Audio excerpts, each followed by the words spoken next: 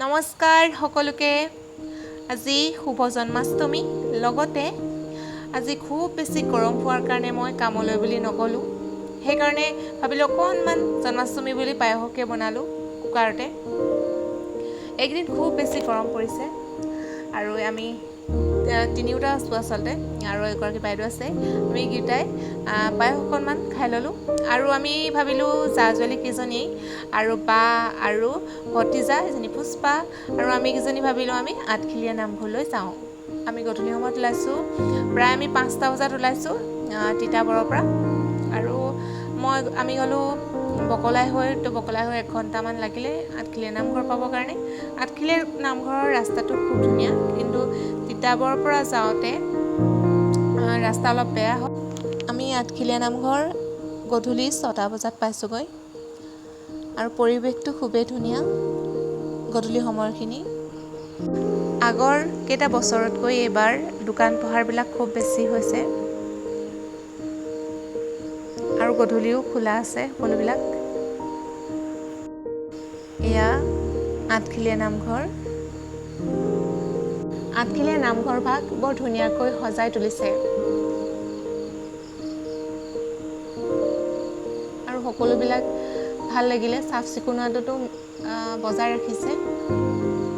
পুৰণা নামঘৰ ভাগ এই ভাগেই হয় আৰু ইয়াত আজিকালি চাকি দিয়াৰ ব্যৱস্থা কৰি তুলিছে।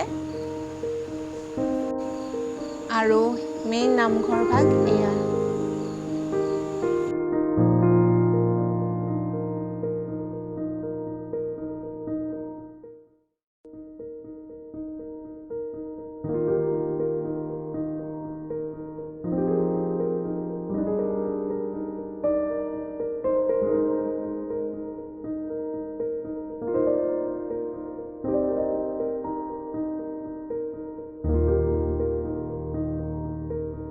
আঠখেলীয়া নামঘৰৰ কাষতে আছে এভাগ পুখুৰী, আৰু এই পুখুৰী ভাগো বৰ ধুনীয়াকৈ সজাই পৰাই ৰাখিছে।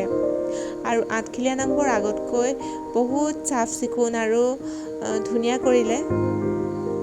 আৰু আজি আহি আমাৰ খুবেই ভাল লাগিলে, আমাক গোটেইকেইজনীয়ে ভাল লাগিলে আহি।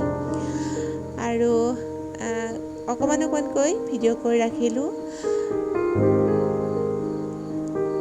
আৰু আজিলৈ আমি এতিয়া বাজিছে 8টা আৰু আমি এতিয়া ঘৰলৈ বুলি ৰাওনা হ'ম।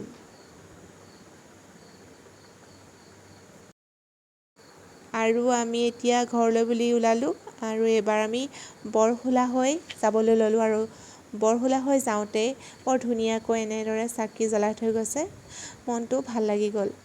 আৰু আজিলৈ ভিডিঅ'টো ইমানতে শেষ কৰিছোঁ। Bye bye.